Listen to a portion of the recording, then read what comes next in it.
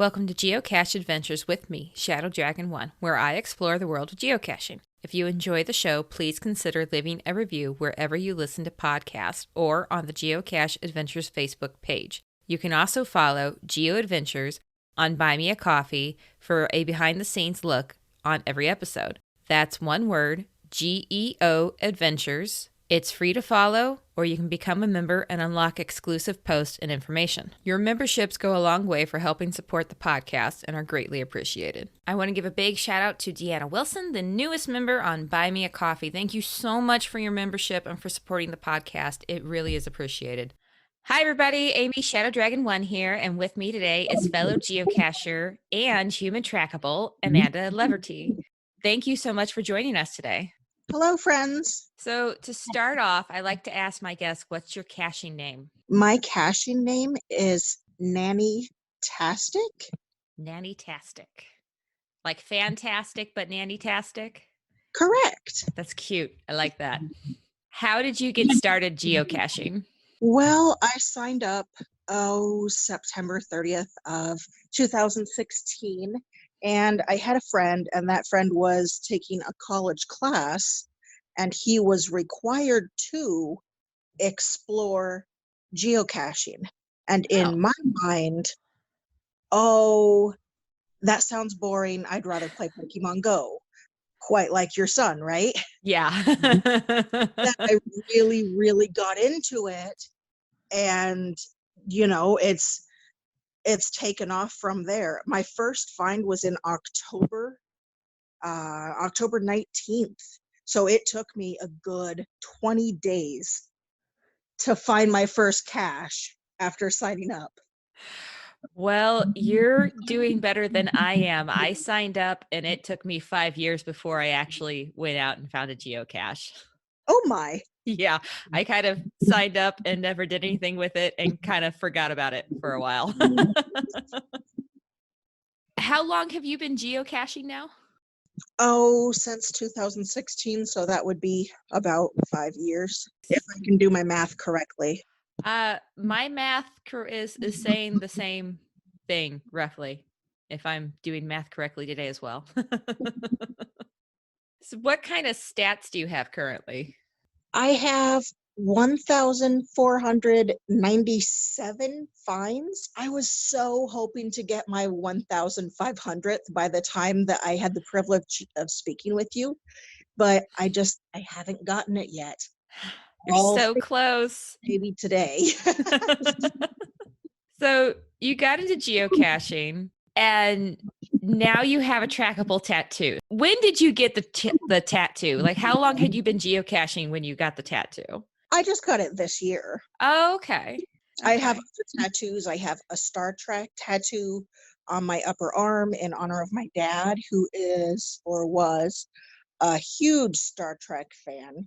I have a child's handprint on my other arm that represents all of the children that I've been nannying for 11 or 14 years.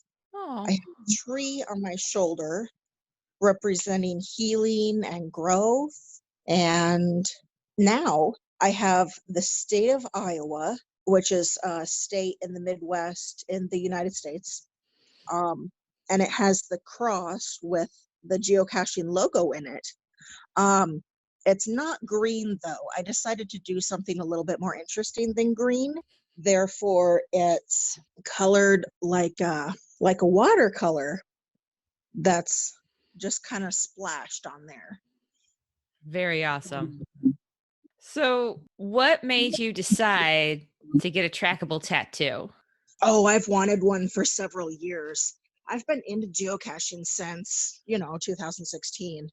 And personally, I've struggled with depression and anxiety and obsessive compulsive disorder, which if folks don't know a lot about that, it means I don't like to get my hands dirty. So while caching, we get tree sap, we get mud, we get spider webs, not only on our hands, but sometimes spider webs in the face. Oh man. But geocaching has become a part of therapy for me. There's been times I'm in bed and I'm like, oh man, I'm just so sad I can't get out of bed. And obviously depression is more than sadness. But, I'm thinking, oh, there's an FTF 22 miles from here. That means I get to take a shower. That means I get to listen to some positive music and take a nice little drive to go get an FTF. I'm currently at 18 first to finds, which Wow. isn't a whole lot. Some people have thousands. I have one. So some people have none. 18's really good. That's awesome. So it sounds like geocaching's been a really positive impact on you. It has very much, yes. When you got your trackable tattoo, you said it was Iowa with a cross in it and the coloring. What made you decide to do that design? Oh, I was born here and I've been living here since 93. I've traveled a little bit. Unfortunately, I did not get into geocaching Hmm. while I was traveling. That would have been awesome. My stats would be a lot better. You know, Maine, Massachusetts, New Hampshire, Colorado. I do have a couple finds in Colorado though. Nice. Yeah, I think I feel that way at least. We went on a vacation to Florida like 3 months before I started geocaching actively, and we were down in Orlando and Daytona Beach, and there's so many caches. There's like, oh, yeah, I missed out on that, but that's okay. I think a lot of us have stories like that. It seems to be kind of a common thing, unless you were doing it from the very beginning. Right? I think it became the blue switch got turned on in 2002. Is that correct? I think it was I think it was 2000. Wow. That's just so long ago. I mean, I was still in high school at that point in time. I've been Yeah. in Carolina since then. There's so many caches I missed out on, but I am super excited that I'm into it now. And, it's helped immensely with depression and anxiety and, other mental health things. That's amazing that it's been such a positive thing for you and been able to help you in those ways. So, with all this positivity, is that part of why you got the tattoo that was a trackable because it's been such a positive impact on you? Yes, most definitely. Yes. I have been geocaching with the little kids that I nanny. Um, my current client is 3, and he helped me out with a mystery or a challenge, and it wasn't like a super big deal. I mean, because he's 3, but we just walked around the baseball field, and he says, "Oh, I'm gonna play there someday. I'm gonna play there someday," and I'm thinking, "That's great, honey. You just barely learned to walk like 60% of your life ago." So the other clients, when they were younger, we would plan day trips. All right, let's go get a bunch of them, a couple hours away from our home, or let's find something that we can hide with a really high favorite point. The little guy I used to nanny, was about 8, so maybe a smidge older than your son, and he loved rocks. Oh, So yeah. rock was his favorite thing. My son loves rocks too, loves finding different ones, and then we've actually, we'll get rocks and we'll paint them and decorate them so that they're fun, and then that makes really great swag too when you do stuff like that. Yes, it does. Is your family into little libraries? We also enjoy those, especially when they have a geocache inside. We have a couple of those around us. We have the public one of the public libraries is just down the road, like a couple miles from us. So we go there a lot, especially during the summer when they're doing their reading program. And they actually have a geocache out front of the public library too. So we've done that one together. I fit in a couple of those. So with a trackable tattoo, do you get discovered a lot? I've only had it since June. Okay, so a couple months now, right Right. about 6 months. So I've been discovered by maybe, oh, not even 10 people yet. Um, at 4 different geocaching events. And I don't want to start drama, but there's this thing called Munzie. And Yes. I got discovered at a Munzie event. Somebody just stopped that game and opened up a different app and said, "Ooh, let's find this person." That's fun. That's awesome. It's kind of crossed over that way. So when you went to get the trackable tattoo and you've got your design all set, you've got your tracking code and you give it to the tattoo artist, does he or she look at this code and go, "What in the world is this?" Like, did you Yeah, she had never heard of it. The artist that I had picked out had never heard of geocaching, and she looked it up. I don't know if she ever made a name for herself or ever went out and got caches or anything like that, but she actually looked it up and said, "Oh, that sounds like an interesting hobby." So, like a lot of us, we got you educated somebody about what it was when you got your tattoo. Oh, yes. Yes, I've educated a couple folks. I've begged my sister. Her name is Tangential Mind. I begged her to get into geocaching, and she just did in September of this year. So she was probably the first person to discover my tattoo on my arm. And that was really cool that she was able to discover me like that. That's And cool. she's been to an event. My fiance made a birthday event for me. Oh, Yeah, it was kind of fun. Everybody brought snacks, and we sat in the park, because it was this past year with COVID, so we wanted to sit, apart but still have conversations. yeah. It was a fun experience. That sounds like it. That's a neat idea. I love when friends get into geocaching. Yeah, I'm trying to get a few of mine into it. They're resistant. We'll see. My husband is I've tried to get him into it and he's not super into it, but he'll go with us sometimes. We'll go do as a family and, try to find like a virtual or adventure lab that kind of gives a little bit more for him instead of just finding a container someplace. Or he is good if we're on a road trip or something about letting me stop and get a geocache somewhere. So Or Mother's Day or your birthday. yes, Mother's Day and my birthday is what do you want to do? I want to go geocaching. Okay, let's go.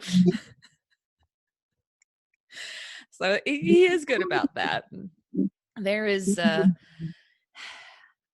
one near us, one of the Route 66 adventure labs that I think it's maybe I have to look up how far of a drive it is from us, but it's within an hour at most.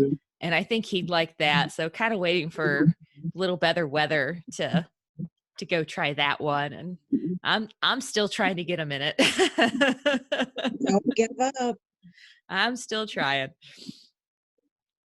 So as far as trackable tattoos go, if anybody out there is thinking about it and maybe kind of on the fence and not really sure what to do you have any advice for them for that?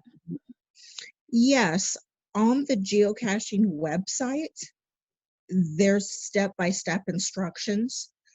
You can get a tag. I wouldn't spend a lot of money on a geocoin. I just got a dog tag, just $4.99 US dollars for that, and then decide on a design. And that is the most fun part.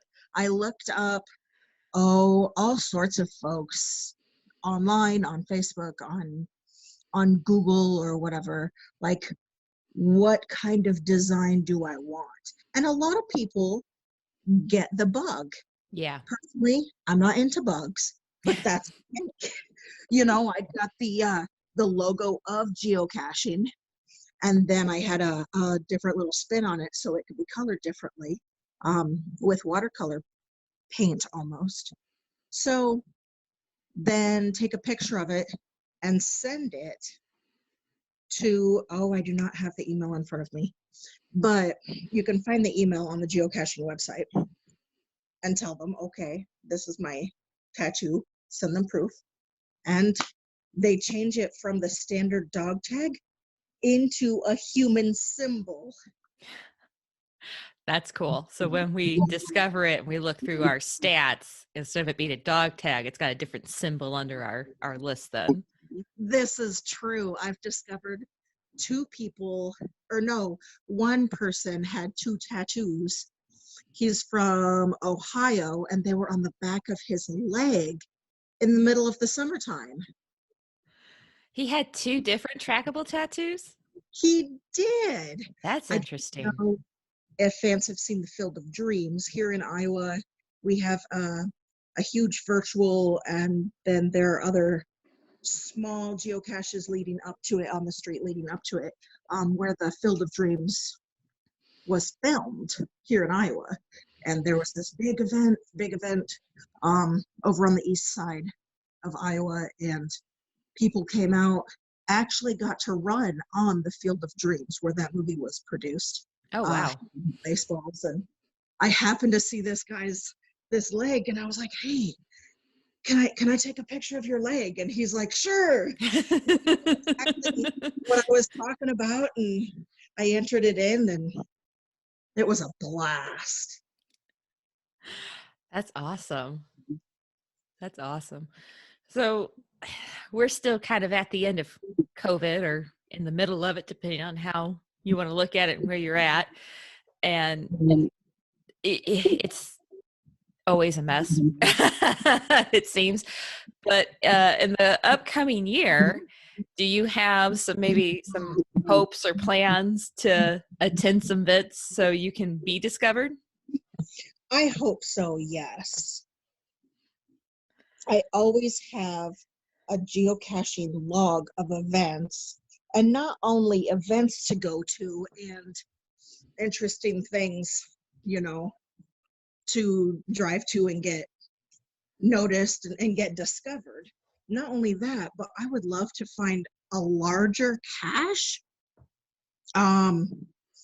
Not exactly an ammo box, but maybe a smidge bigger than an ammo box, if there's a such thing, like a Yes.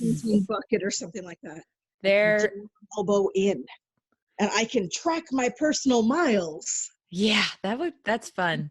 I have a trackable that I just keep with me, just to track my miles that way.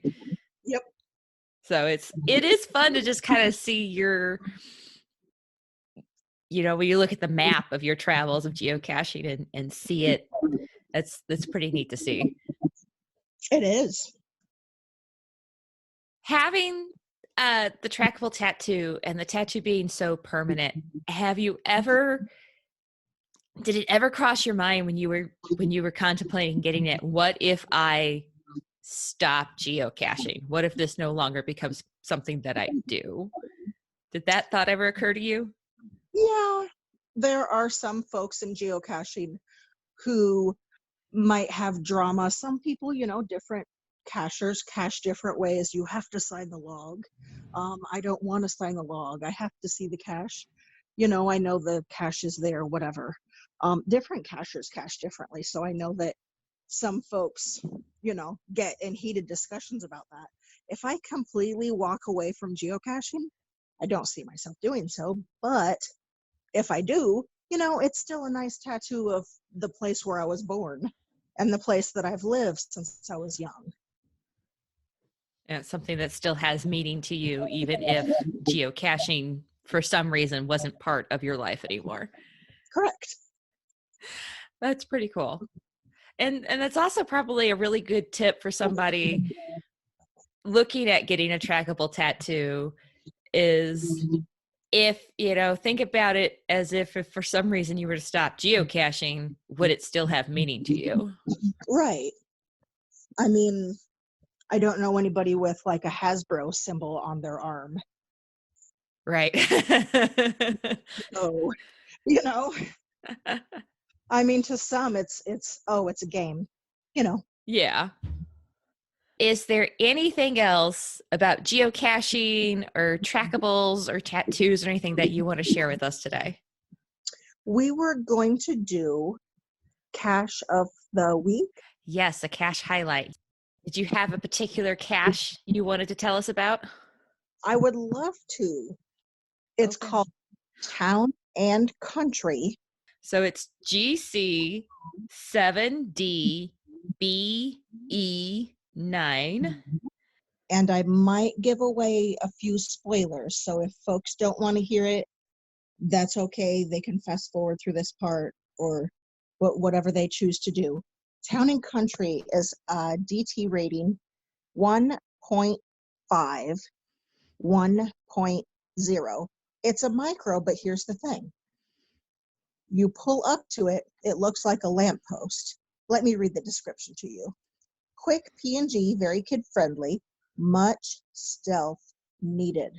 High muggle presence. It's on the backside of a mall. Are you the kind of cacher who prefers to cache in town or the kind of cacher who prefers to cache in the country? Would you rather find a park and grab at a parking lot or an ammo can in the woods? Well, this cache and its sister cache, and then it has a link to the sister cache called Town in Country or Country in Town. It doesn't matter. They've both got a little bit for everyone. The only thing in this cache is movable, and it's obvious, so please do not try to move anything else. There are souvenir tokens for everyone while supplies last. Please take one. If you'd like to leave swag, it will be very small. There is one token for the FTF. Congratulations to Deaf Cachers for the FTF. They're folks who live here in town. So originally it was put out by Team Cat Lemur. Fantastic folks. And then it got adopted by WONXM. So this cache, you go up to a lamppost, standard little micro, nano, that's what you're expecting. Right.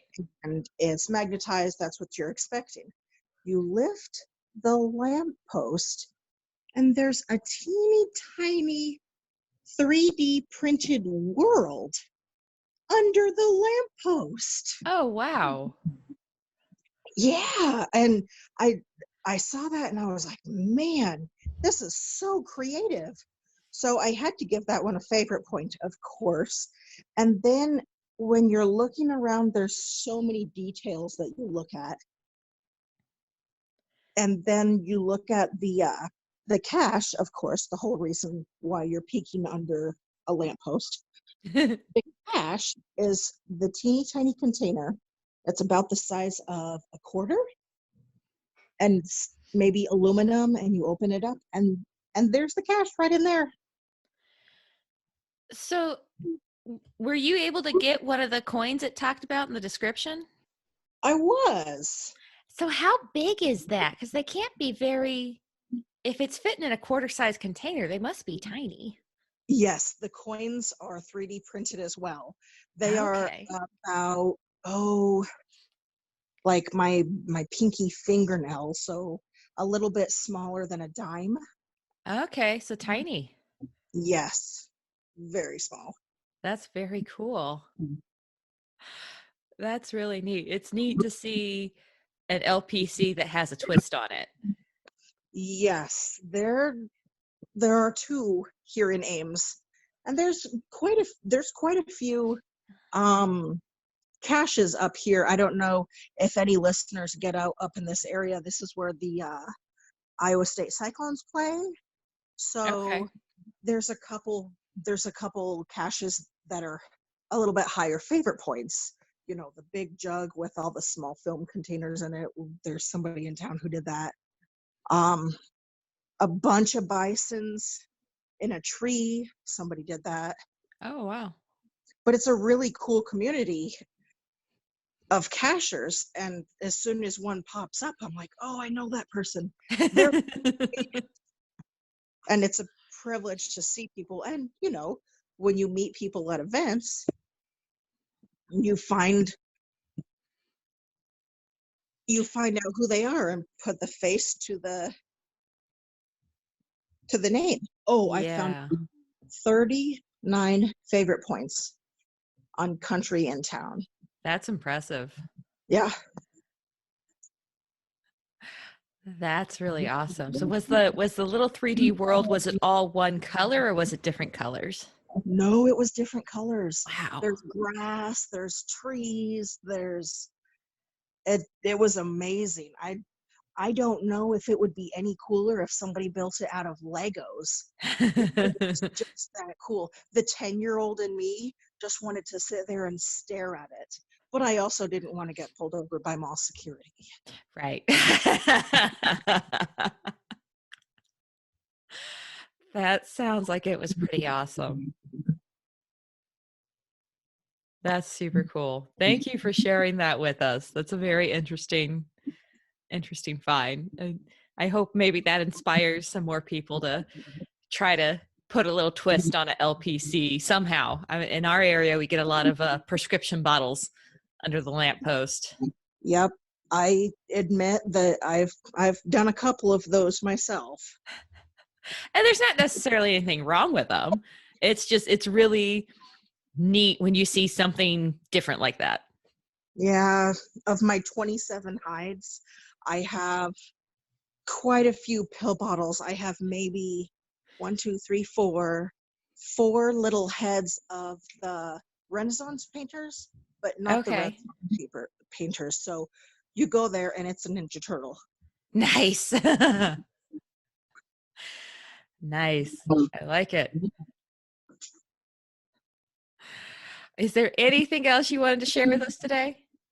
I'm good. Thanks so much for inviting me to your show. Oh, thank you so much for taking time out of your day and coming on and talking to us. I really do appreciate it. Thank you for listening to Geocache Adventures. I hope you enjoyed this episode.